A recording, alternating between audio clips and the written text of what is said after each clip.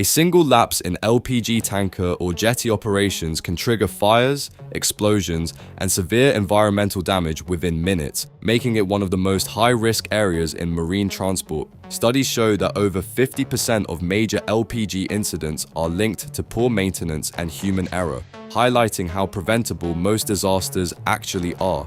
Studies show that over 50% of major LPG incidents are linked to poor maintenance and human error, highlighting how preventable most disasters actually are.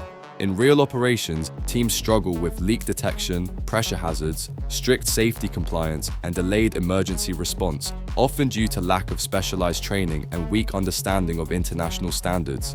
These issues usually come from insufficient hands-on exposure and inconsistent safety practices. The safety maintenance of LPG Tanker and Jetty Operations course addresses this through practical training, emergency drills, and real operational scenarios that build strong safety decision-making skills.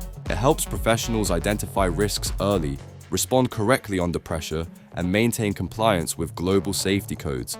Enroll now to strengthen your expertise and improve operational safety.